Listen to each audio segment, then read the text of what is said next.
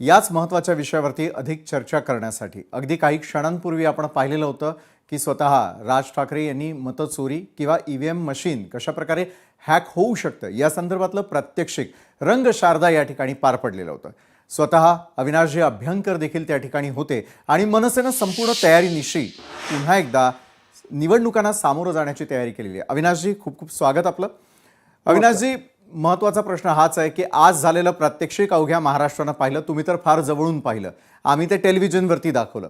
मात्र एक प्रश्न उपस्थित होतो, मतदारांना असलेले अनेक प्रश्न, त्याची उत्तरं निघणार का?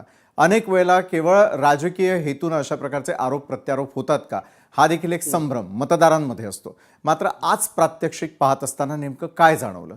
लोकसभा असेल, विधानसभेत काय घडलं असेल आणि येत्या काळातल्या स्थानिक स्वराज्य संस्थांच्या निवडणुकांमध्ये ईव्हीएम संदर्भात काय घडू शकतं, काय भीती आहे मनामध्ये यावेळेला उमेदवारांच्या देखील आणि मतदारांच्या देखील? अविनाशजी, कसं आहे, हा विषय राजसाहेबांनी 2017 पासून लावून धरला होता। पण तेव्हा काय झालं, विषय सोडा, इतर पक्षांकडे आम्ही गेलो होतो, परंतु सोडा, जुना विषय झाला।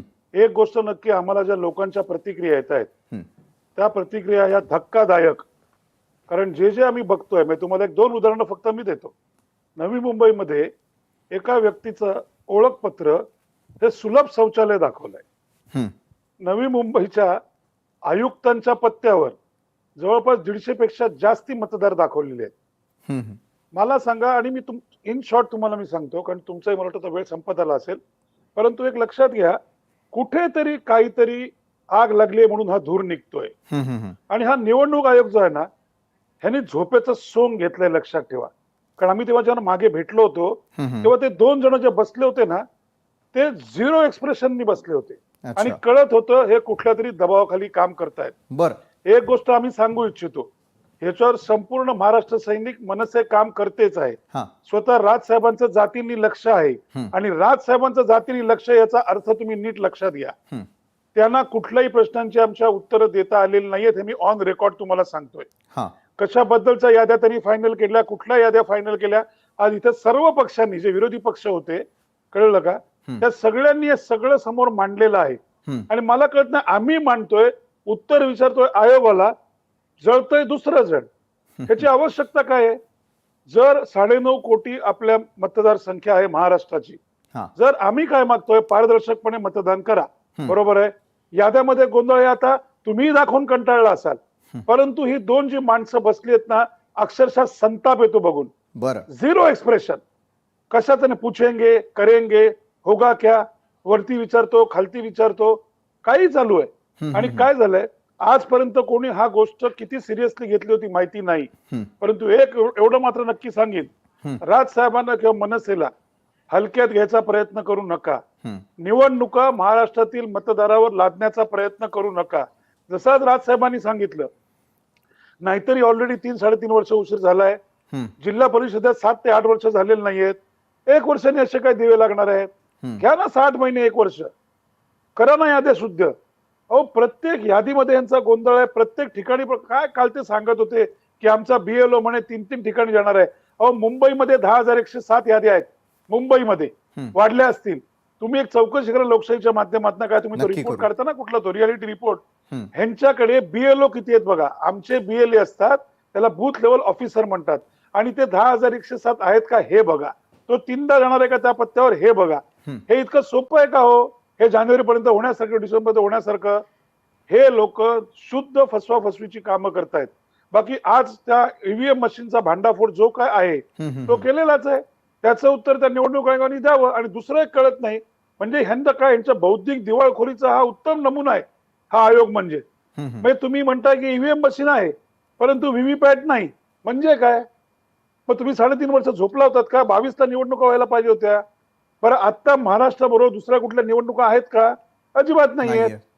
मग तुमच्याकडे जर हे सगळं संशयास्पद वागणं आहे, लक्षात ठेवा, आणि हे संशयास्पद वागणं आहे, हे मनसे किंवा ही संपूर्ण विरोधी पक्ष आहोत, हे कुठल्याही परिस्थितीत सहन करणार नाही। आता जो काय त्यांचा तो एसआयआर रिपोर्ट आहे, बरोबर आहे, हा, कधी 12 राज्य घेतलीत आणि महाराष्ट्र नाही का? काय प्रॉब्लेम आहे तुम्हाला? निवडणुका, आणि बरं मला एक सांगा हो, की हे जे निवडणूक आयोग आहे किंवा जो आयुक्त आहे, तो निवडणुका कंडक्ट करतो ना, मग त्यांनी चांगल्या माध्यमातून, चांगल्या वातावरणात, पारदर्शकरित्या मतदाराला योग्य न्याय देणाऱ्या अशा याद्या बनवायचं काम कोणाचं आहे? एकदा निवडणूक म्हणतात आमचं आयोगाचं. नाही, केंद्राचं आहे, त्यांचं आहे ना. आणि 100% प्रत्येक पक्षांनी दाखवून जर हो ह्याला बीजेपीने एकेकाळी विरोध केलेला आहे. आमचं म्हणणं एवढंच आहे, राजसाहेबांनी सांगितलं याद्या पारदर्शक करा, त्याचं जे काय असेल त्या फॉर्मॅलिटीज पूर्ण करा, मग कोण हरतं कोण जिंकतं विषयच संपला. हा विषय हार किंवा जीतचा नाहीये. हा विषय असा आहे की देशात, जगातली सर्वात मोठी लोकशाही असलेल्या देशामध्ये निवडणुका, याद्या या पारदर्शक असल्या पाहिजेत. संशयाची सुई निवडणूक आयोगाकडे आहे, त्याची उत्तरं त्यांनाच द्यावी लागतील.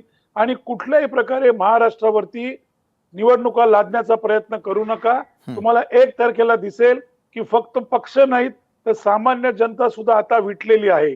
आता उदाहरण देऊन तुम्ही कंटाळलात आणि आम्हीही कंटाळलेलो.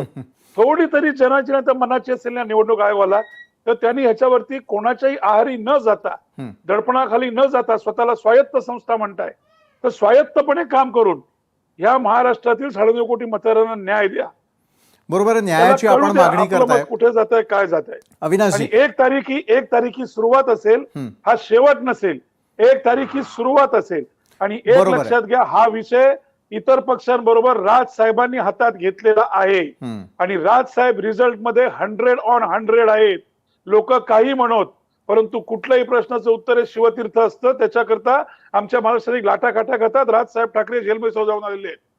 बरोबर आहे अविनाशजी, जसं तुम्ही म्हणताय की स्वतः राज ठाकरेंनी हा गंभीरतेने घेतलेला विषय, मनसे प्रत्येक ठिकाणी ऍक्टिव्ह झाल्याचा आणखी पाहता येत आहे मतदार याद्यांसंदर्भात. मला थोडंसं एक उदाहरण द्यावंसं वाटतं. ज्यावेळेला आम्ही फेरफटका मारतोय त्यावेळेला ठाण्यामध्ये आम्ही पाहिलं की अविनाशजी जाधव यांचे काही पोस्टर्स लागलेले आहेत मतदार यादी संदर्भातले. तिकडे गजानन काळे देखील नवी मुंबई आणि इतर परिसरामध्ये, आणि तुमचे इतर महत्त्वपूर्ण नेते मग विविध शहरांमध्ये अशा प्रकारे मतदार याद्या आणि त्याचे घोळ लोकांपर्यंत पोहोचवण्याचा निवडणूक आयोग नेमकं काय करतंय किंवा त्यांना काय प्रश्न विचारायचे या संदर्भातली जनजागृती करताना दिसतंय. मला सांगा, तुम्हाला मिळत असलेला रिस्पॉन्स नेमका कसा आहे? 1 तारखेच्या मोर्चावरती तर आम्ही राहणार आहोतच, कव्हरेजही त्या संदर्भातलं देणार आहोतच. सर्वसामान्य जनता उतरते का याकडेही आमचं लक्ष असेल.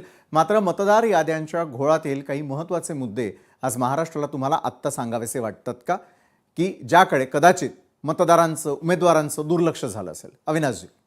नक्कीच मतदार प्रचंड संतापलेला आहे. कारण जेव्हा आम्ही याद्या घेऊन गेलो तेव्हा अनेकांनी प्रश्नही उपस्थित केले. लक्षात ठेवा की ते एका विशिष्ट पक्षाचे मतदार असतील किंवा काय असतील, परंतु जेव्हा त्यांना यादी सकट एक्सप्लेनेशन दिलं तेव्हा त्यांना पटलं की हो, ह्यात काहीतरी गोंधळ आहे. आणि तुम्हाला सांगतो, जिथे जिथे आमचे सर्व महाराष्ट्र सैनिक गेले, आमचे शाखाध्यक्ष असतील, पक्षाचा संपूर्ण पिरॅमिड असतो, ते याद्यांवरती पूर्ण काम करतायत. कळलं का? त्यामुळे लोकांचा ह्याच्यामध्ये लोक संतापलेली आहेत, लोकांना राग आलाय. आणि तुम्हाला मी खोटं सांगत नाहीये. निवडणूक आयोग ह्याच्यामध्ये या क्षणापर्यंत निवडणूक आयोगाने काय काम केलंय हे त्यांनी तुमच्या चॅनलला येऊन सांगावं. फक्त कागदपत्र रंगवणे या व्यतिरिक्त काहीही केलेलं नाही, हे तुम्हाला मी जबाबदारीने सांगेन. आणि दुसरं अत्यंत महत्वाचं, ह्याच्यानंतर आमचे सर्व पदाधिकारी यादी निहाय, एक यादी तुम्हाला सांगतो 800 ते 1200ची असते. म्हणजे साधारण 250 ते 300 घरं असतात. बरोबर आहे? त्यामुळे 300 घरांकरता आमची 2 माणसं, आमची 5 माणसं, ही प्रत्येक, आपण मुंबईचं उदाहरण घेतलं तर 10,000 पेक्षा जास्त याद्या आहेत. तिथे आमची माणसं फिजिकली जातील, त्या ठिकाणी व्हेरिफिकेशन करतील आणि त्यावरतीच काम होईल.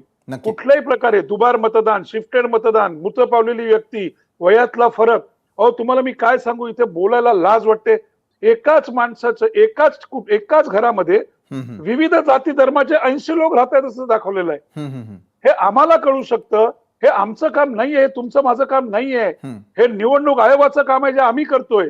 त्यांनी निवडणुका चांगल्या वातावरणात करायच्यात. आणि खरोखर सांगतो, लोकांच्या मनात प्रचंड राग आहे. लोकांना कळतंय की हे कुठेतरी सरेंडर झालेले आहेत आणि याचा गैरफायदा कोणतरी घेतय. त्यामुळे तुम्हाला दिसेल, आणि मी अत्यंत जबाबदारी बोलतोय, राजकीय वक्तव्य नाहीये, तुम्हाला दिसेल की शेवटी कसं असतं, आपल्या मताची किंमत आपल्याला माहित असते. आपण एका विचारांना मतदान करत असतो. परंतु जेव्हा दिसतं की ह्या विचारांना मतदान करून सुद्धा पराभव होऊ शकतो, पण एवढा दारुण होऊ शकत नाही, लक्षात ठेवा.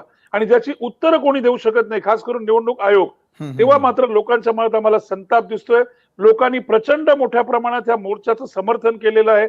आणि राजसाहेबांना भेटायला रोज विविध, काय म्हणतात तुम्ही, शिष्टमंडळ येत आहेत, लोक येत आहेत, आम्हाला फोन कॉल्स येत आहेत सर्व पदाधिकाऱ्यांना की होय आमच्या याद्या चेक करा, आमच्याही बघा काय आहे ते.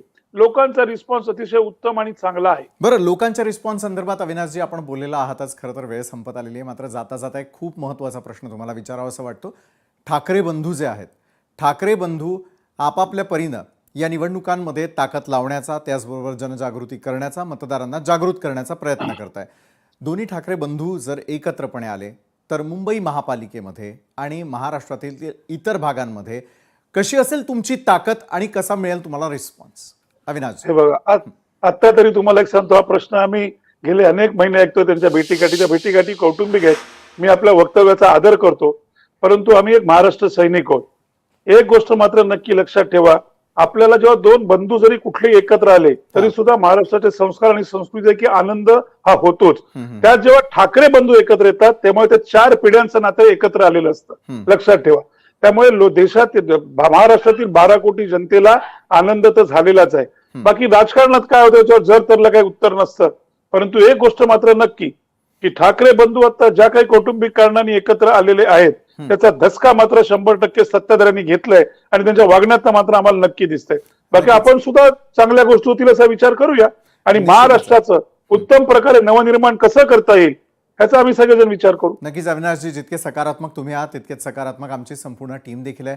संयुक्त सत्याचा मोर्चा 1 तारखेला निघतोच आहे. मनसेची त्यातली भूमिका काय ती महाराष्ट्रातल्या जनतेपर्यंत समजावून सांगितली, त्यासाठी तुमचे देखील धन्यवाद. बाकी 1 तारखेला भेटूयात आणि लोकशाही